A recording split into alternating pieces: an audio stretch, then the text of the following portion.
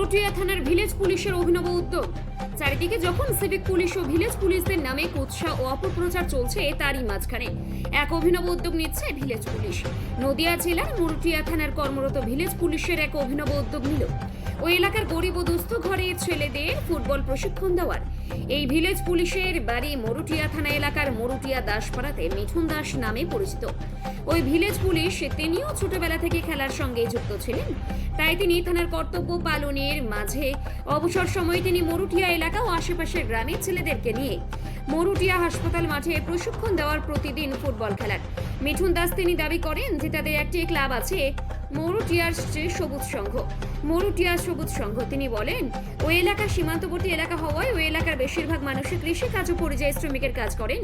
কেউ বা দিনমজুরের কাজ করেন, কেউ বা পরিযায়ী শ্রমিকের কাজ করেন, কেউ বা মাঠে জন মজুরের কাজ করে। সেই সব ঘরের ছেলেদেরকে ভালো ক্লাবে খেলার তারা ভর্তি করতে পারেন না, তাদের আর্থিক সংকট থাকে সংসারে।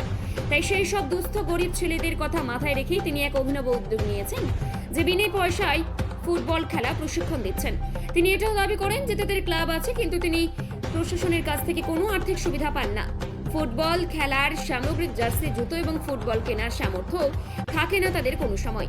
ওই ক্লাবের ছোট ছোট ছেলেরা খেলা শিখছেন, তারা অনেক স্বপ্ন শিখেছেন, তারা প্রত্যেকেই চান তাদের স্বপ্ন সত্যি একদিন বাস্তবায়িত হবে। তিনি প্রশাসনের কাছে আর্জি রাখেন যে প্রশাসন যেন তাদের ক্লাবটায় কোনো আর্থিক সাহায্য করেন, তাদের ওই প্রশিক্ষণ শিবিরটিকে আরো বড় করে যেন তারা তুলতে পারেন। মরুটিয়া থানার আধিকারিকরাও তাকে খুব সাহায্য করেন এই ফুটবল খেলার শিবির এগিয়ে নিয়ে যাওয়ার জন্য। নদিয়ার করিমপুর থেকে অর্ধেন্দুমালা কাটের রিপোর্ট, বিগ নিউজ। আমাদের খেলা শেখাচ্ছে মেলাদিন ধরে, কিছু নাই, বা মাঠে ঘাটে বই নেড়ায়। আমি এখান থেকে এসেছি মোড়টা থেকে। বাড়ি কোথায়? এই তো খ্রিস্টান সর্দাপাড়া। ভালো লাগছে এখানে খেলা শিখে? হ্যাঁ। তোমার নাম? সেবাস্তিন সর্দার। আমি দু বছর ধরে খেলা শিখছি। ভালো লাগছে খেলা শিখে এখানে? হ্যাঁ, খেলা শিখে এখানে খুব ভালো লাগছে। ভবিষ্যতে তুমি বড় হতে চাও? হ্যাঁ, হতে চাই। আর তোমার সহপাঠীদের কি বলবে? আর সহপাঠীদের আরো ছেলেপেলেদের এখানটা এসে খেলা ওরা শিখুক, আমার মতন আরো ভালো খেলুক। তুমি কোনো জায়গায় চান্স পেয়েছো খেলা শুরু করতে? হ্যাঁ, চান্স পেয়েছি। দুটো ম্যাচে চ্যাম্পিয়ন হয়েছে আমরা। দুটো ম্যাচে ম্যান অফ দ্য ম্যাচ। তোমার নাম? আমার নাম হাবিবুর শেখ। তোমার বাড়ির বাবা কি কাজ করে? মাঠে কাজ করে। আমার 5 মাস হলো আসা। এখানে ভালো লাগছে খেলা শিখে? হ্যাঁ, ভালো লাগছে। যে তোমাদের কোচ সেও ভালো শেখাচ্ছে খেলা? হ্যাঁ, খুব সুন্দর খেলা আমাদের। আর সকলকে কি বলবে যারা খেলা শিখতে ইচ্ছুক তাদেরকে? তারা আমাদের এখানে, আমার কোচ মিঠুন দাস, তার এখানে এসে মুরুটিয়া এসে সেই সব ছেলেপেলে আমাদের এখানে প্র্যাকটিস করুক। আর তুমি সুযোগ পেয়েছো কোনো জায়গায় খেলায়? হ্যাঁ, আমি কৃষ্ণনগর স্টেডিয়ামে আমি চান্স পেয়েছি। 11 তারিখে আমাদের খেলা। আর তোমার বাবা কি কাজ করে বাড়িতে? আমার বাবা মাঠে আবাদ করে। তোমার নাম? নাম মশিউর রহমান, বাড়ি? বাড়ি মাতপুর। একাডেমি বলতে আমরা আমাদের যে ক্লাব মরুটিয়া সবুজ সংঘ, এই সবুজ সংঘ 2016 সালে আমরা ছেলেপেলেরাই মিলে সংগঠন করেছিলাম, এবং এরপরে এই কিছু কিছু এলাকার বাচ্চা ছেলেগুলো যারা খেলাধুলার মধ্যে থাকে না, মোবাইলে আসক্ত, তাদেরকে বাড়ি থেকে ডেকে এনে এনে মোটামুটি ফুটবল যতটুকু জানি সেইটুকু প্র্যাকটিস করাচ্ছি, এবং ভালোই প্র্যাকটিস করছে। এবছরে আমরা মানে করিমপুর জোনে মোটামুটি আমাদের একটা ভালো পজিশন আছে টিমের, জুনিয়র, সাব জুনিয়র এবং সিনিয়র।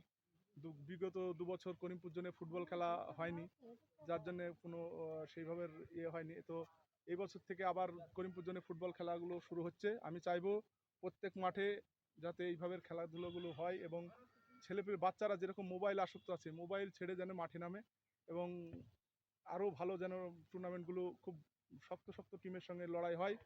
আর মরুটিয়া সবুজ সংঘ এই বছর বেবি লিগে করিমপুর জোনে চ্যাম্পিয়ন, এবং চ্যাম্পিয়নশিপ যে 73 খেলা হয়েছিল শ্যামনগর মাঠে, সেই শ্যামনগর মাঠেও কালীগঞ্জকে 1 গোলে হারিয়ে তারা তাদের যোগ্যতা অর্জন করেছে। এবং সামনে 11 তারিখ হচ্ছে কৃষ্ণনগর জেলা স্টেডিয়ামে গয়েশপুর কল্যাণীর সঙ্গে আমাদের খেলা আছে সকাল 9টার সময়। তো এলাকার যারা খেলা দেখবো মনে করেছেন তারা স্টেডিয়ামে চলে যেতে পারেন। আগামী 11 তারিখ সকাল 9টার সময়। তো আমরা এইভাবে চলছি খুব। এখানে সবই পিছিয়ে পড়া মানুষ, সীমান্তবর্তী এলাকা। খেলাগুলো এইভাবে যাতে প্রত্যেক মাঠে বাচ্চারা এগিয়ে আসে, আরও যেন খেলার প্রতি উৎসাহিত তাদের বাড়ে, এই জন্যই আমার একটু মানে যে আপনাদের এইসব বাচ্চাদের দিকে আপনাদের কোনো স্বপ্ন আছে? স্বপ্ন বলতে বাচ্চারা স্বপ্ন তো অনেক কিছুই থাকে, কিন্তু সব স্বপ্ন তো আর পূরণ হয় না। তো যতটুকু পারি এর ভিতর থেকে কিছু কিছু ছেলেপিলি যেমন উঠছে, আবার এরা হয়তো যেই প্লেয়ারটা বড় হচ্ছে 18 বছর পূর্ণ না হতেই তারা এদিক ওদিক কাজে কামে গিয়ে তাদের মানে যে প্রফেশনাল ফুটবল খেলাটা সেটাকে নষ্ট করে ফেলছে। হ্যাঁ, আমাদের এখান থেকে ভালো। কি পারিবারিক আর্থিক সংকট? হ্যাঁ, অবশ্যই আর্থিক সংকট, অবশ্যই আর্থিক সংকট। আমাদের এখানে ভালো ভালো প্লেয়ার উঠেছে, কিন্তু শুধু পয়সার কিংবা কোনো কাজের কামের অভাবে প্লেয়ারগুলো সব নষ্ট হয়ে গেছে। প্রশাসনকে কিছু বার্তা দেবেন? প্রশাসনের কাছে কি বার্তা দেবো? প্রশাসনের বার্তা ওই যে ক্লাবগুলো খেলা যাদেরকে 2 লাখ টাকা করে দেওয়া হয়েছিল সেই সব ক্লাবগুলো খেলা বন্ধ করে দিয়েছে। আর যারা টাকা পায় না তারা এই ধার দেনা করে লোকের কাছে চেয়ে চিনতে খেলাধুলো চালাচ্ছে। আপনার ক্লাবের জন্য প্রশাসনের কাছে কিছু আবেদন রাখবেন? অবশ্যই আবেদন রাখবো। প্রশাসন যদি আমাদের কোনো সাহায্য করে তাহলে তো খুবই উপকৃত হয়। তবে মানে যাই হোক, আমরা কোনো কারণবশত হয়তো মানে কোনো কাগজের ব্যাপারের জন্য আমরা হয়তো সেই সাহায্যগুলো হয়তো প্রশাসনের কাছে পাইনি। তো আমরা নেক্সট টাইম চাইবো যে কোনো দিক থেকে যদি আমাদের এই ক্লাবকে একটু সাহায্য করা যায় তাহলে এই ছেলেগুলোকে খেলানোর জন্য কিছু সরঞ্জাম আমরা কিনতে পারবো। সামনের সিজন থেকে আমাদের এখানে মাঠে ডিউজ ক্রিকেটের প্র্যাকটিসের একটা প্রস্তুতি চলছে, যেখানে ডিউজ প্র্যাকটিসও শুরু হবে। আপনার পরিচয়?